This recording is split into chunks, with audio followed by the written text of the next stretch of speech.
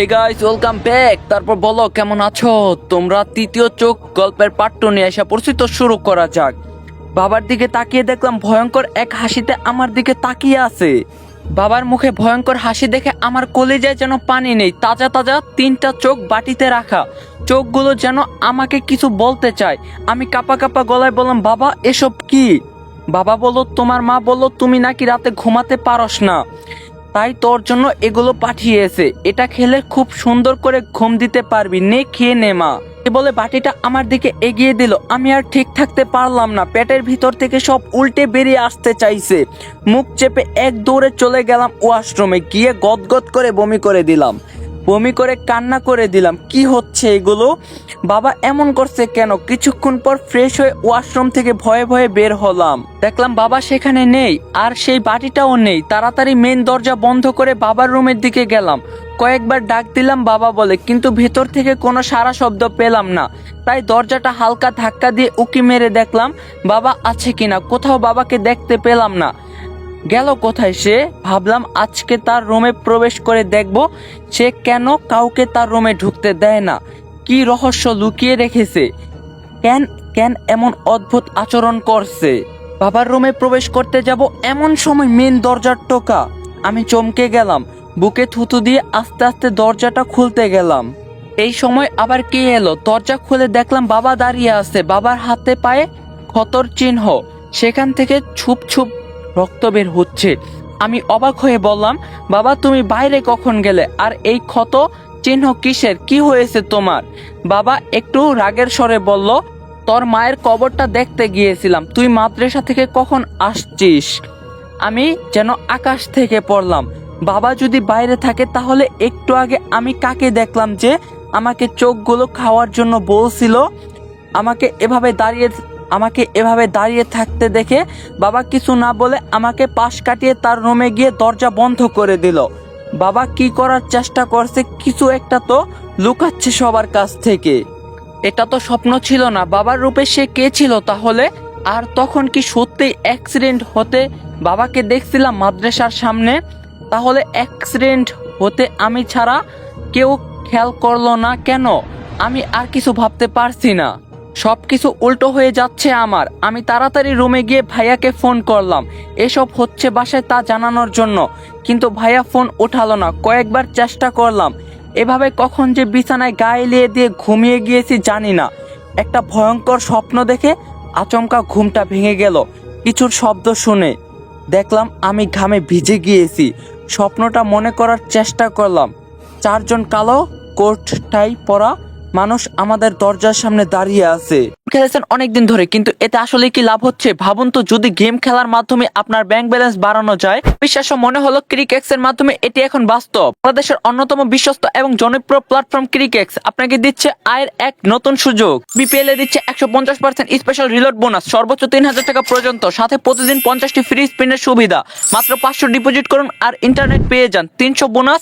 জন্মদিনে থাকছে বিশেষ চমক 1000 টাকা বোনাস। ক্রিকেক্সে গেম খেলুন এবং জিতুন আকর্ষণীয় পুরস্কার: গুগল পিক্সেল 9 প্রো, এশার নাইট্রো 5, গুগল পিক্সেল ওয়াচ 3 এবং স্যামসাং গ্যালাক্সি বাডস 3, আরো অনেক কিছু। আপনার জেতা টাকা তুলুন নিরাপদ উপায়, বিকাশ নগদ, রকেট উপায় এবং ভারতে ফোনপে, গুগল পে অ্যাপ এর মাধ্যমে লেনদেন করুন দ্রুত এবং নিশ্চিন্তে। তুক পিন করা কমেন্ট থেকে বিনামূল্যে ক্রিকেক্স অ্যাপ রেজিস্ট্রেশন করুন এবং উপার্জনের যাত্রা শুরু করুন। সবার মাথায় কালো রঙের টুপি, তাদের মুখগুলো স্পষ্ট দেখা যাচ্ছে না এবং ঘোলাটে। তারা একটা কফিন হাতে নিয়ে দাঁড়িয়েছিল। চারজন একসাথে একটা কথা বলে উঠল, আমরা তোকে নিতে এসেছি, কফিনে শুয়ে পড়। এই বলে তারা কফিনটা নিচে রাখলো এবং সেটার উপর থেকে ঢাকনাটা সরালো। বাবার নিথর মরাদেহটা সেখানে চোখ খোলা অবস্থায় পড়ে আছে। সবকিছু যেন আমার সামনেই ঘটছে। আমি আশ্চর্য হয়ে লক্ষ্য করলাম বাবার কপালের উপর আরেকটা চোখ জন্ম নিয়েছে। এই তৃতীয় চোখের মানে কি? যখনই আমি সেই তৃতীয় চোখটা স্পর্শ করতে যাব, ঠিক তখনই একটা শব্দে আমার ঘুম ভেঙে গেল। এটা আমি কেমন স্বপ্ন দেখলাম? তাকিয়ে দেখলাম রাত 12টা বাজে। তার মানে আমি সেই বিকালে ঘুমিয়েছিলাম, এখন মধ্যরাত। পেটের ভিতর ক্ষুধা চোপা করছে, আবার মনের মাঝে অদ্ভুত একটা ভয়ও কাজ করছে। যদিও এটা স্বপ্ন ছিল, কিন্তু বাবার কপালের তৃতীয় চোখটা কিসের ইঙ্গিত ছিল? তখন সেই বাটিতেও 3টা চোখ ছিল। হঠাৎ জানালা হঠাৎ জানালায় ঢিল মারার শব্দ, কেউ বাহির থেকে জানালায় ঢিল মারছে। আমি উঠে জানালা হালকা ফাঁকা করে দেখার চেষ্টা করলাম। বাইরে অনেক অনেক আগুনের রোশনি দেখা যাচ্ছে। আবার কৌতূহল বশত জানালা পুরো খুলে বাইরে তাকালাম, আর আমি অবাক হয়ে গেলাম। দেখলাম অনেকগুলো মোমবাতি জ্বালিয়ে রাস্তায় একটা হার্ট সার্কেল বানানো হয়েছে বড় করে, তার মাঝে ফুল দিয়ে লেখা হ্যাপি বার্থডে রিশভা। এটা নিশ্চয়ই পাগল গালিব ভাইয়ার কাজ। আজ আমার জন্মদিন ছিল, সেটা ভুলেই গিয়েছিলাম, কিন্তু উনি ঠিক মনে রেখেছে। মনে মনে খুব খুশি হলো, সেটা তাকে দেখানো যাবে না, তাহলে ভাববে আমি পটে গিয়েছি। কিন্তু গালিব ভাইয়া কোথায়? তাকে তো আশেপাশে দেখছি না। আস্তে আস্তে রুম থেকে বের হলাম। বাবার বন্ধ রুমটার দিকে তাকালেই গায়ে কাটা দিয়ে ওঠে। আমি খুব শান্তভাবে বাসার মেন দরজা খুলে রাস্তায় চলে গেলাম তাড়াতাড়ি। গালিব ভাইয়া নিশ্চয়ই আশেপাশে কোথাও আছে, আমাকে দেখলেই বেরিয়ে আসবে। আমি গিয়ে মোমবাতি হার্ট সার্কেলের ভিতর গিয়ে দাঁড়ালাম আর আশেপাশে তাকিয়ে গালিব ভাইয়াকে খুঁজছিলাম। হঠাৎ দেখলাম ফুল দিয়ে লেখা আমার নামের উপর একটা কাগজ ভাঁজ করা রাখা। আমি কাগজটা উঠিয়ে সেটার ভাঁজগুলো খুলে দেখলাম কিছু লেখা আছে সেখানে। আমি পড়তে শুরু করলাম। প্রিয়, তুমি যদি আরো 200 বছর আগে জন্মগ্রহণ করতে তাহলে কি হতো জানো? বিজ্ঞানী আইজ্যাক নিউটন হয়তো আপেল গাছের নিচে না বসে তোমার বাসার পিছনে নারকেল গাছের নিচে বসে থাকতো তোমাকে এক পলক দেখার জন্য। নজরুল ইসলাম হয়তো বিদ্রোহী কবিতা ছেড়ে তোমার প্রেমের রোমান্টিক কবিতা লেখা শুরু করতো। কিন্তু তোমার ভাগ্যটা দেখো কত খারাপ। এত মহান ব্যক্তি ছেড়ে তুমি জন্ম নিলে আমার মতো এক হতভাগা ব্যর্থ প্রেমিকের সময়ে। তাই তোমার ভাগ্য জুটলো সামান্য একটা happy birthday, many happy Returns of the day. পুরোটা পরে আমি হাসবো নাকি কাঁদবো বুঝতে পারলাম না। কাগজটা আবার ভাঁজ করে হাতে নিয়ে চোখ উঠালাম। দেখলাম গালিব ভাইয়া একটু দূরে পিছনে হাত দিয়ে দাঁড়িয়ে আছে। আমি একটু রাগী ভঙ্গিতে কোমরে হাত রেখে বললাম, এসব কি গালিব ভাইয়া? সকালে তো আপনার কাছে রিক্সা ভাড়াও ছিল না, তাহলে এগুলো করতে টাকা পেলেন কোথায়? গালিব ভাইয়া একগাল হেসে বলল, আকবর চাচার বউয়ের মুরগি চুরি করছি, সেগুলো বিক্রি করেই আয়োজন করলাম। আমি আর হাসি আটকে রাখতে পারলাম না। হাসতে হাসতে গালিব ভাইয়ার সামনে গিয়ে বললাম, আপনি আসলেই একটা পাগল। শুধু পাগল না, পাগলের সর্দার আপনি। গালিব ভাইয়া একটু অবাক হয়ে জিজ্ঞাসা করলো, তোমার মুখটা এরকম শুকনো লাগছে কেন? কিছু কি হয়েছে? তোমাকে খুব ক্লান্ত দেখাচ্ছে। বাসায় যা হচ্ছে তাতে আমি সত্যিই ক্লান্ত অনেক।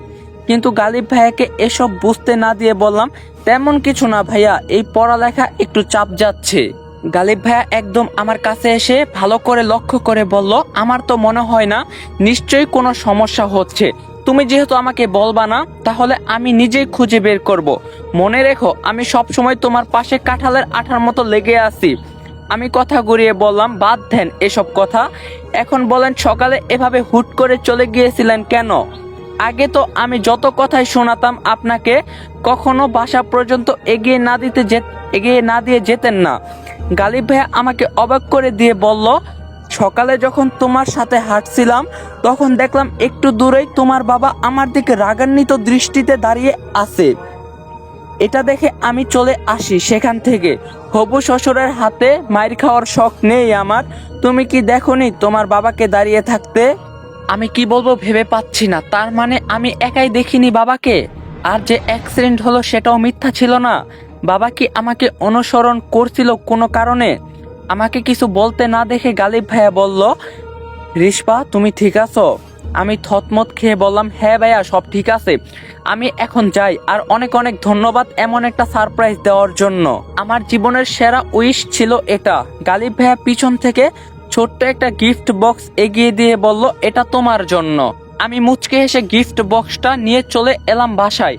এত ভয়ের মাঝে গালিব ভাইয়া যেন আমার সাহসের কারণ। বলতে ইচ্ছা করছিল আমি খুব বিপদে আছি, আমার সাথে মোটেও ভালো কিছু হচ্ছে না, কিন্তু আমার জন্য না, জানি তার কোনো ক্ষতি হয়ে যায়, এটা আমি মানতে পারবো না। বাসায় এসে গিফট বক্সটা টেবিলে রেখে আমি রান্না করে গেলাম চা বানাতে। মাথাটা ভন করে ঘুরতে, চা খেলে হয়তো ভালো লাগবে। আমি চুলায় গরম পানি বসিয়ে দাঁড়িয়ে আছি, এমন সময় বাবার রুম থেকে কেমন একটা অদ্ভুত শব্দ আসলো। দেয়ালে হাতুড়ি দিয়ে বাড়ি দিলে যেমন শব্দ হয় ঠিক তেমন। এত রাতে বাবা কি করছে রুমে?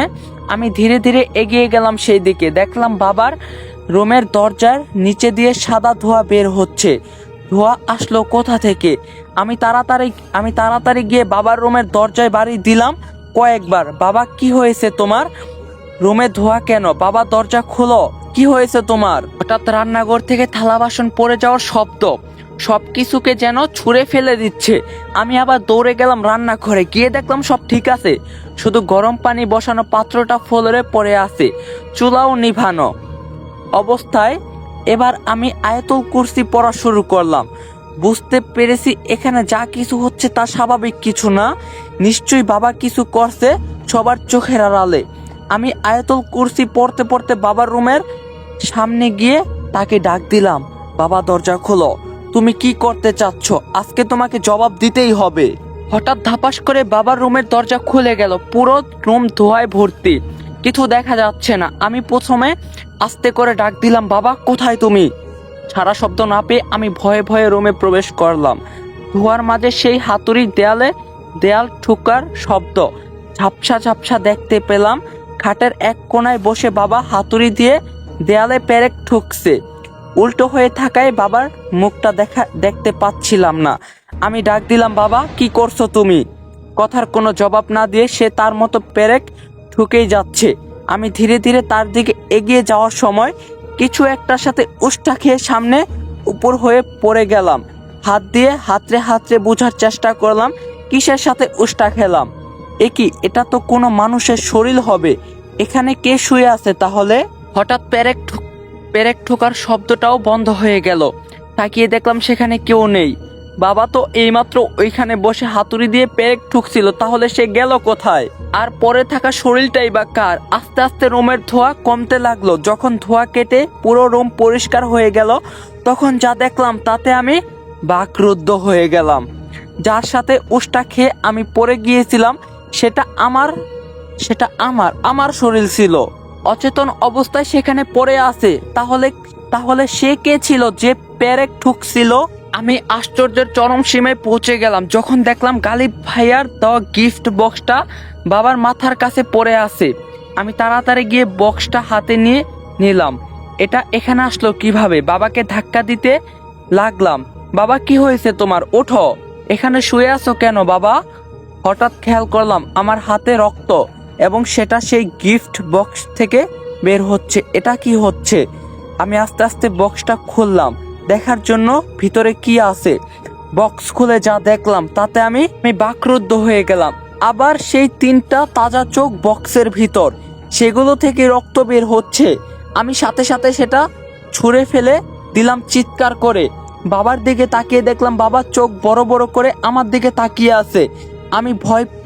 আমি ভয় পিছিয়ে গেলাম এবং বললাম, বাবা। সাথে সাথে বাবার কপালে একটা চোখ ভেসে উঠলো, যেমনটা আমি স্বপ্নের সেই কফিনের ভিতর দেখছিলাম। 3টা চোখ আমার দিকে তাকিয়ে আছে। আজকের পার্টটা এই পর্যন্তই ছিল। পার্ট 2 তোমাদের কাছে কেমন লাগছে অবভিয়াসলি কমেন্টে জানাইবা। আর ভিডিওটা বেশি বেশি করে লাইক করবা। চ্যানেলে নতুন না থাকলে অবশ্যই চ্যানেলটা সাবস্ক্রাইব করবা। যদি পার্ট 3 লাগে অবশ্যই কমেন্ট করবা। তো দেখা হইব পার্ট 3-তে। সবাই ভালো থাকো, সুস্থ থাকো। আজকের জন্য চলে যাই, আল্লাহ হাফেজ।